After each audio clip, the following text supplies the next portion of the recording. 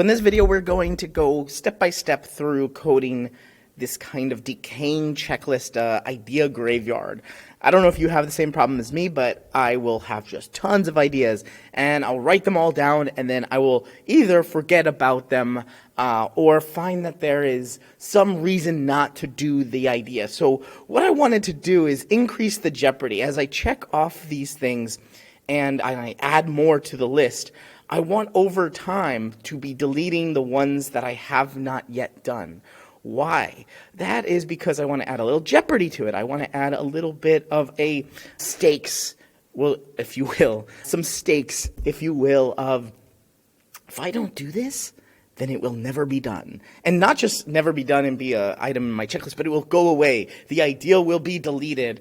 And it should force me then to be very productive, right? It should force me to, go through and check off the thing that I thought of, the idea, right? So if I have like an idea for a YouTube video, or I have an idea for a TikTok video, or an idea for a new tutorial at Better Sheets, I want to write it down and then have the jeopardy, have the death-defying need to make it, or it will go away. It will be deleted. It will decay from this checklist.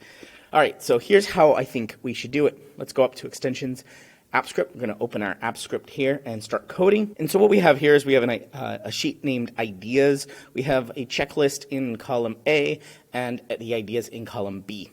Okay, so we're going to create a trigger. Eventually, we will create a trigger to trigger this function. And what the function's going to do is decay the list. And we need to know first off which ones are done or not done, right? And we know that in column A checkbox is just a visual representation of true or false. So let's just grab all of the items let's just grab all of column A. How do we do that? We can do variable. Let's call this true false, and it's going to be an array, but we're going to do spreadsheet app dot get active spreadsheet. First, let's actually call this SA and do variable ideas equals SA dot get sheet by name, and we're going to call it ideas, right? And then we have the true false array is equal to ideas dot get range A colon A get values. So now we have a true false, which will be an array, and it'll be all of the checkboxes. All right, let's look at that. Let's first log it, logger.log, true false. Let's save it. We have to get rid of that orange button. Now we're going to run it. We might need to do authorization first. So once we did that authorization, now we have this output. And it says true, true, true. It's an array. We know it's an array with these brackets, true, true, true, true, true, false. So now we know what's true and what's false, right? Now the thing is, we can choose, do we want to delete the ones that are false at the top or at the bottom? Do we want to delete the ones at the very bottom or at the very top that are not yet done? Now I think I'm going to go with the bottom one just because. So what we might want to do here is actually delete these checkboxes so that they're not all false, so that now we get 50, for instance. We're going to get 50 here in our true false log. Let's run it again and see. Perfect, we got blank. So now we're looking for the last false. Ooh, this is going to be a tall order.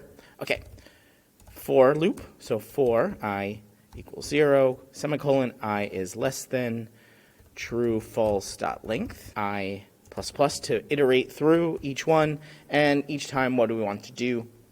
Actually, I think there's an even easier than for loop. I think we can just count true, false. Actually, we are going to use a for loop to count for I equals 0, semicolon, I is less than, true, false, dot length, I is plus plus. And now for each I, we need a curly bracket here actually, and for each I, we're going to get the value of true, false. Right. And if it is equal to true, so I just realized we probably want to delete the first false. So if it is equal to false, then what should we do? So what we're going to do is we're going to write delete me in the log. One more bracket down here. We're going to write delete me in the log and just see what happens. We're not going to actually delete anything just yet.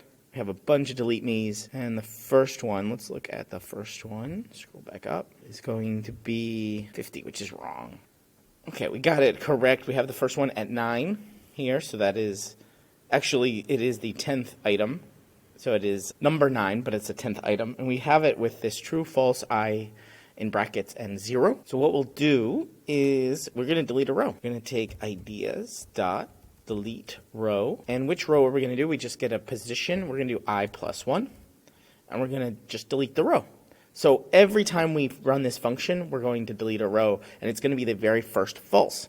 So here we have, in the B column, it says sheet storm, quick data import techniques. This is just crazy ideas I had. We're going to run this and see if it gets deleted, and it does. And it's deleting everything else too. So what we need to do is we only want to run this once, so we're going to add a break here, and we now have very few, so it's good we're watching this and adding this break.